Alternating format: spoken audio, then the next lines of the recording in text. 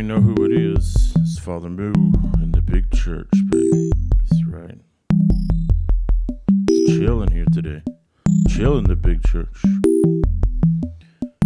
Well, I got a patch for you today. Something was kicking around in my old brain circuits, and I thought I'd come back today and brew it up for you.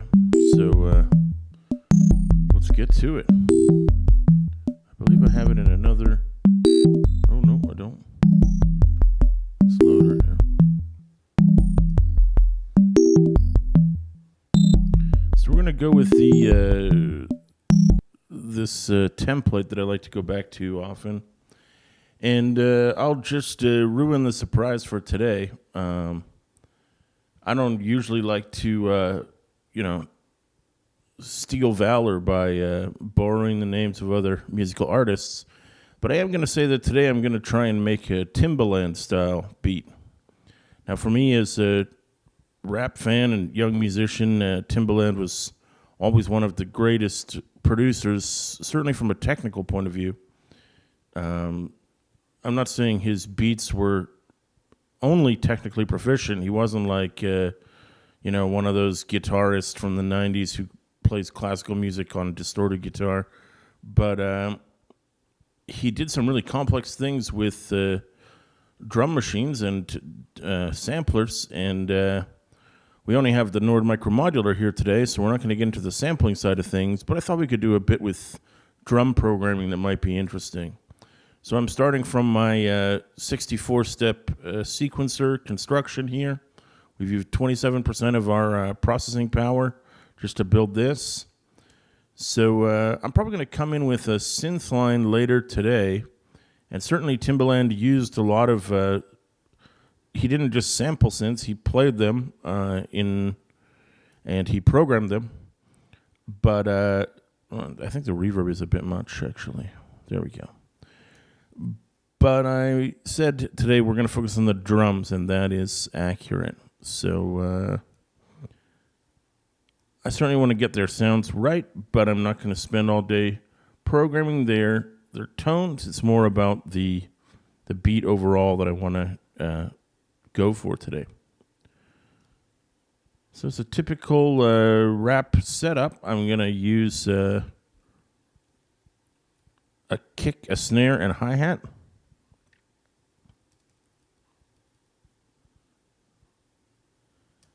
And I have the very limited presets that the Nord Micro Modular comes with. Maybe some of the people who have been long-term fans of the show are getting a little bit tired of these drum sounds, and I I feel your pain. But I'm going to just think of them as just starting points. We all know what a kick and a snare and a hi-hat look like or sound like. Well, I guess you know what they look like too. But my point is... it's more about the 16-step programming today that I really want to work on, and using sort of simplistic drum sounds will probably help get me there.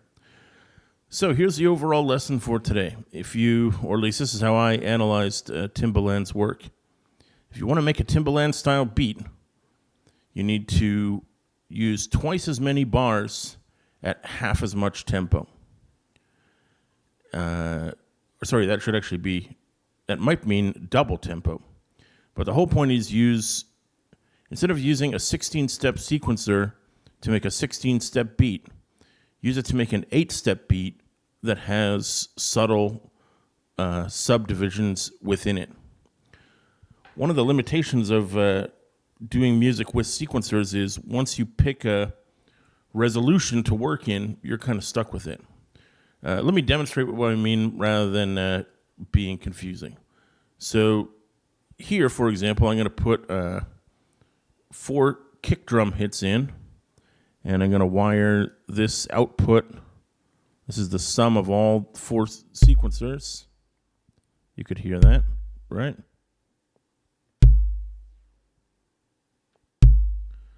And so let's put in some snares as well while we're at it.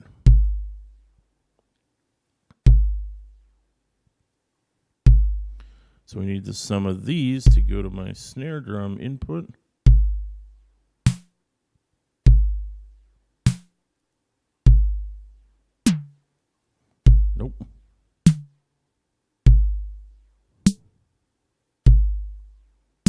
a bit pitchy.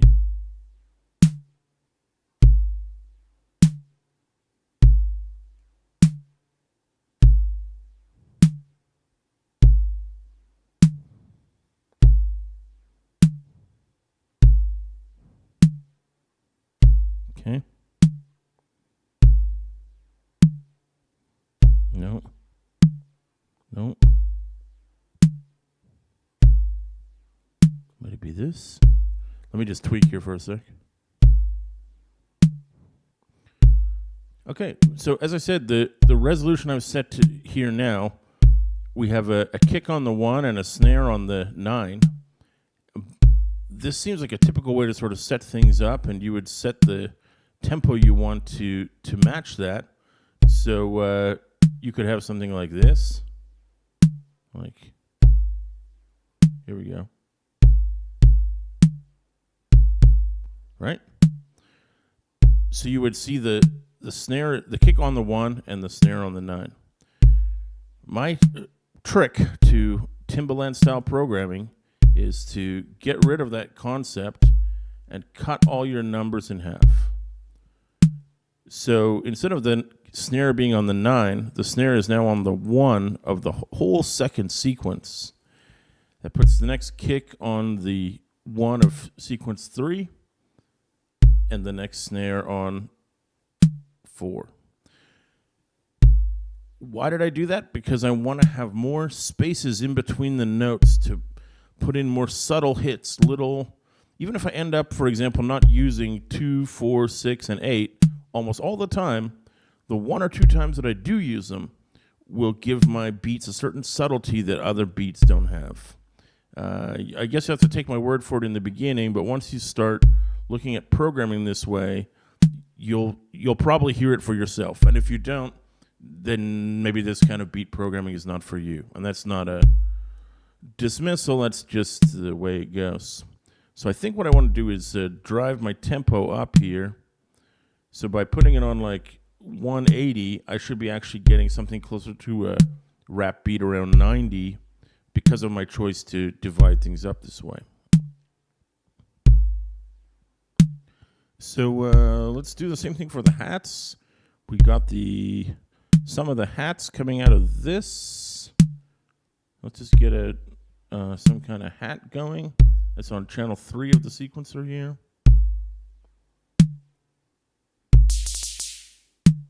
Okay. It's not quite what I was going for, but one more time. Okay.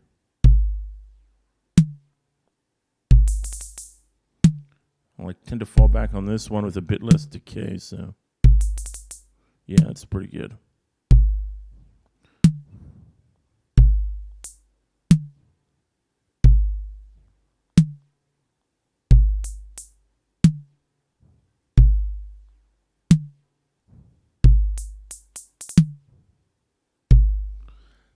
So I'm going to just go in and program for a bit now, just sort of follow along as you see fit. I'm experimenting a bit with where my hits are going to be. I'm just sort of listening to the feel of the overall thing, but I know where my main kick and snare are going to land, and I'll worry about velocity in a moment with the note sequencer. So let's get to that in a sec.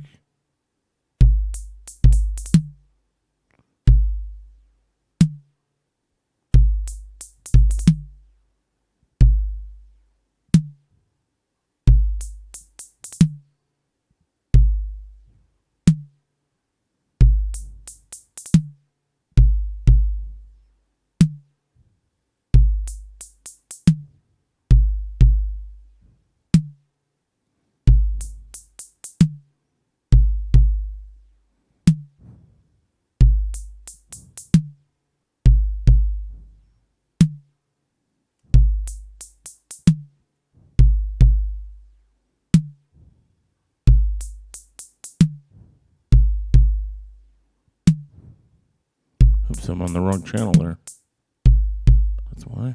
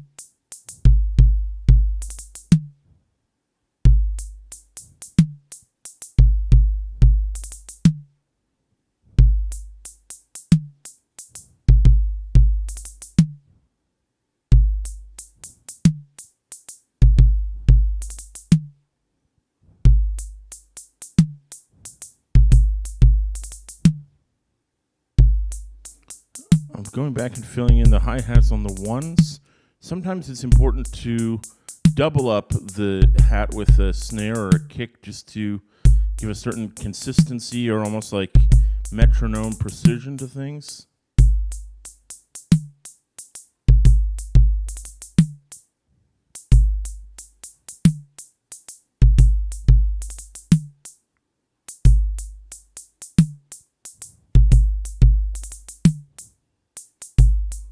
Okay, we're getting there.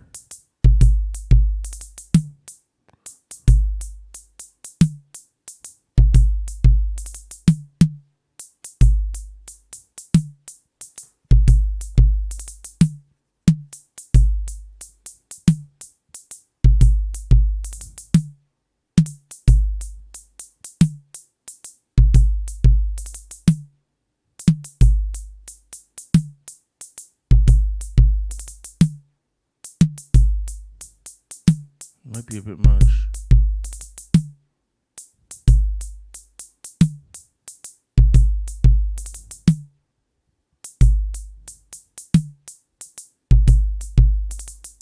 Cool. Okay, I'm going to go on to my next little project here. Just make sure I have all these right. Okay, the fourth channel of the sequencer is coming out of here. But what I actually want to do is use the outputs of the note sequencers. So let's turn on the blue cables. You can see these 4 note sequencers are all feeding into these 2 mixers. And I guess I'm going to make... why is this guy here? I'm going to make one more control mixer.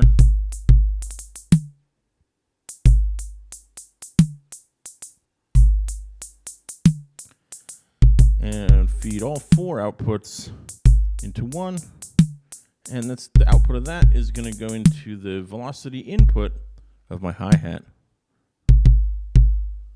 which suddenly went to 0. I guess because these sequences have a value of 0 right now. Okay, let's try... I guess I have to program them all back in, but I can do that.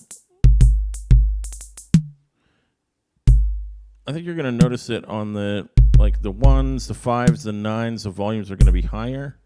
And then for most other volumes, they're going to be lower. I was thinking about, yeah, you know what? It's going to take forever to put in all those steps. So instead, I'm going to modulate it with a constant volume. This actually came from our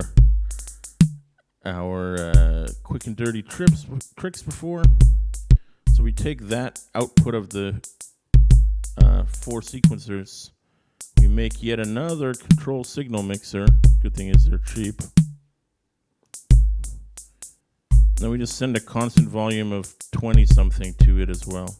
So that means the lowest number is always going to be at least on the board as 23. So we should hear the hi-hats get quieter, but they're not nothing. So in order to differentiate some of them, I'm going to punch them up on here. So here we go, punching up. I think I want to goose this one as well. 12. Yeah, that was the right call.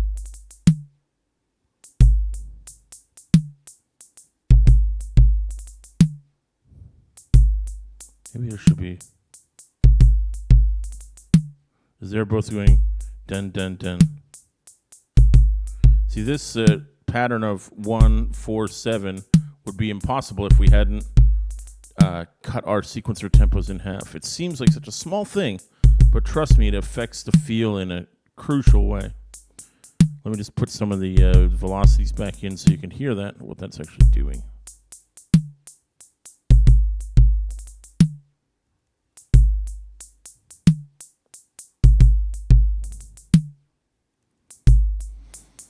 And I did put the original 1 in, but I'm leaving it out of some of the later bars to just give some variation among them here. I like pushing 12 a bit just because it's an unusual or unexpected sort of rhythmic hit. So when you go to let the 12 sticks out a bit because it's got a louder velocity. And I think this one and 3 should be the two hi-hats that actually get a bit of a goose here. Now let's turn up the overall amount a bit more.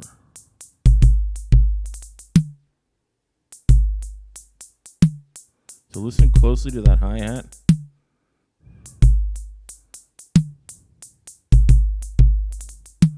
Turn it down here and up in the...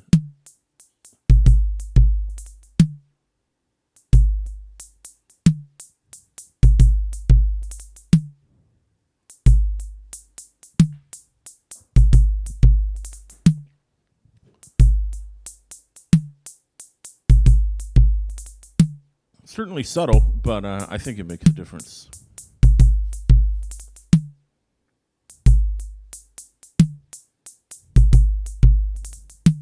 I wonder, this is crazy, you're going to send the same velocity to the kick drum, just see what we get.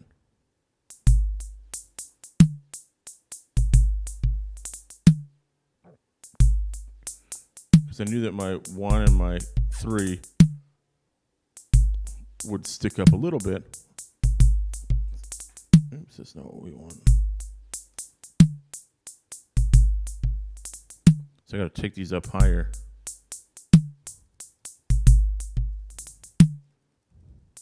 That's good. This is good recycling of CV.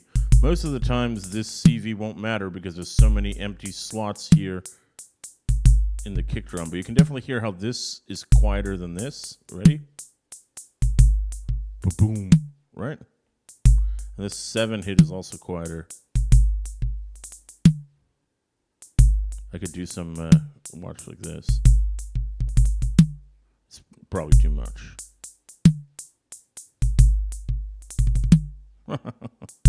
Just kidding. But if I was doing a variations, that would be the kind of thing I'd be putting in.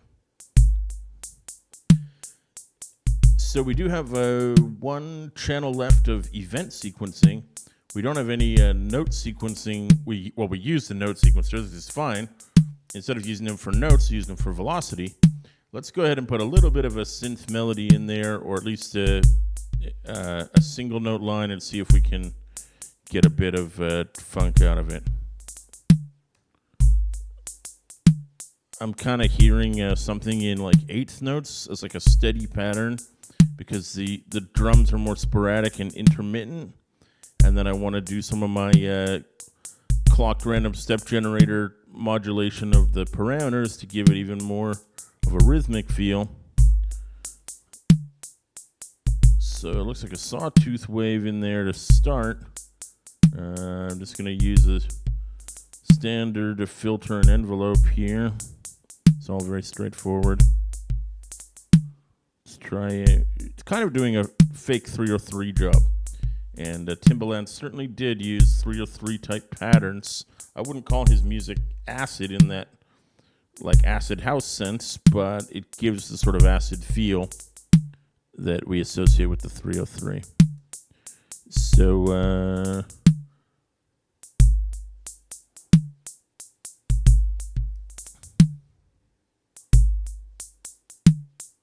these are this fourth channel here is going to be the notes of that sequencer. I guess I got to connect this to here, or we should get some juice.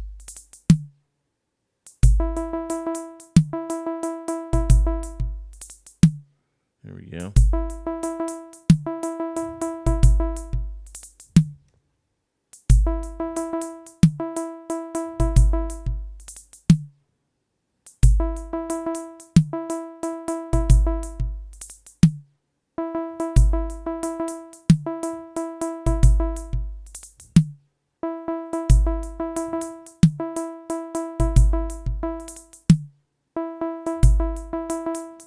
Kind of boring so far, but now let me work on it a little bit.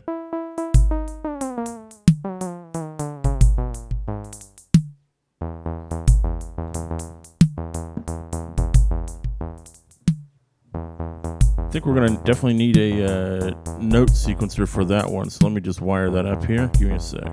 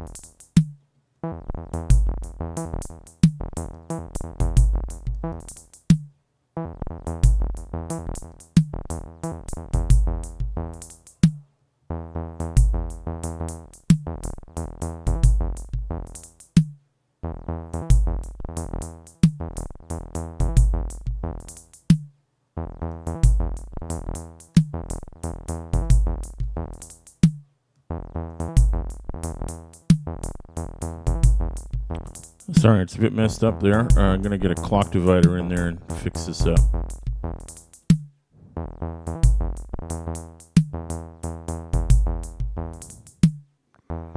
Okay. Clock divider.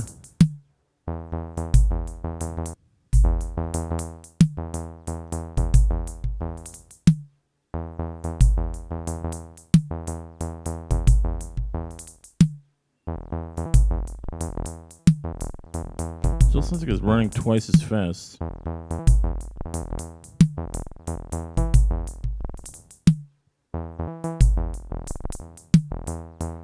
Oh, I know. It might be running an octave too low. That's what I'm hearing. Okay.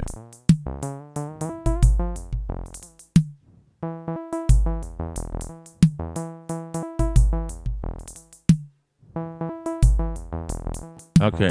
Some of those notes were going down 2 octaves, but they were going down from E2, so they're going down to like the super hella low, non-existent range, so it didn't make any sense. So now we got a more reasonable sort of octave machine. Let's wire up some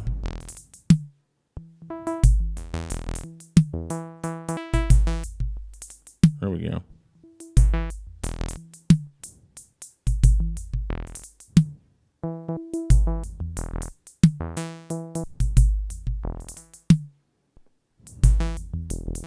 What if we do the same thing here? Make it square.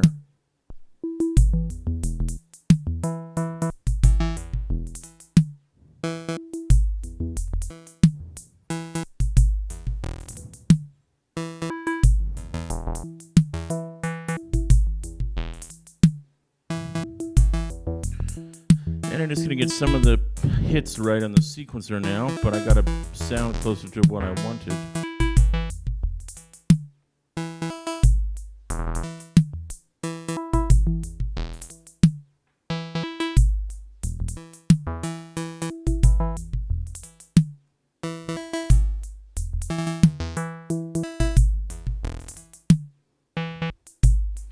See, I still want these hits lining up with the 1-4-7 feel in the second and fourth bars. We got that going there, so we're good. But in the other bars, I'm trying to take advantage of my higher resolution and put in some of these super fast notes. You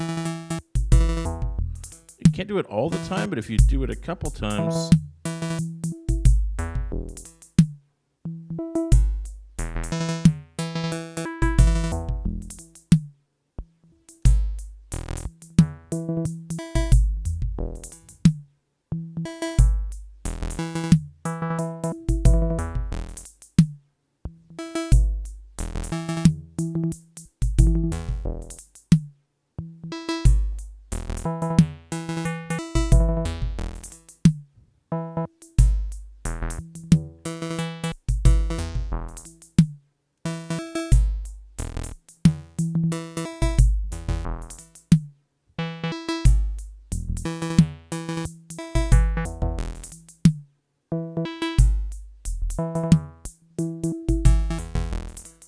Okay.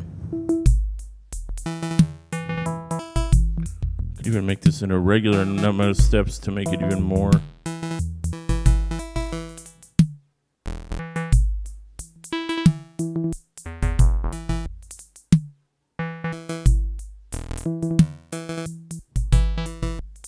That's even wackier now.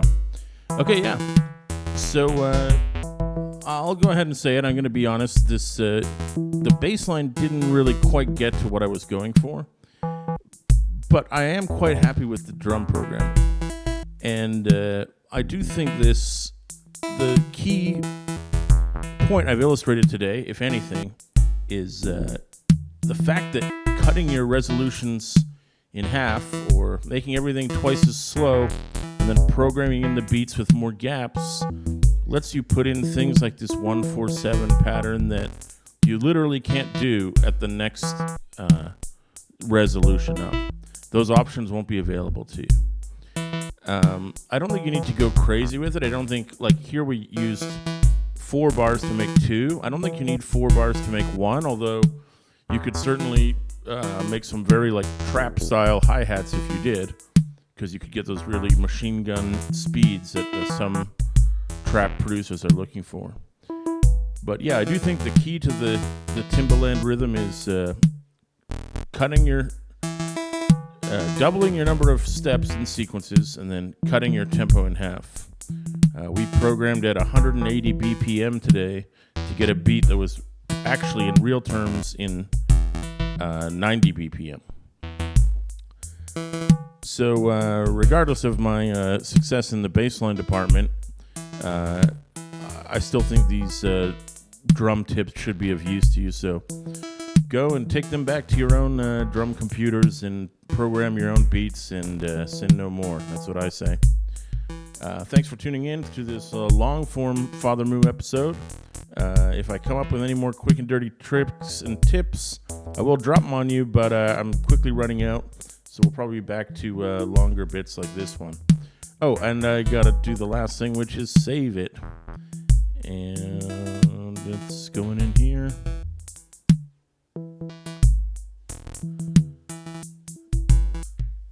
So this is gonna be 15. I think I'm just gonna call it Timba-style, because it's definitely not one of his beats. It's just an attempt to learn from what he did. And if that's wrong, I don't want to be right. I think we're allowed to learn from the greats and reach for the stars and imitate them if we can. I have this debate with some of my friends. They're like, don't even try to program like Jay Dilla because you'll never be Jay Dilla. It's like, yeah. But on the other hand, like, if he had a 16-step sequencer and I had a 16-step sequencer, there's only so many on and off combinations we can really make. So doesn't it all come down to the same building blocks? Anyway, we'll argue about that later. It's been Father Moo in the Big Church. Appreciate you liking and subscribing. See you all very soon. Peace.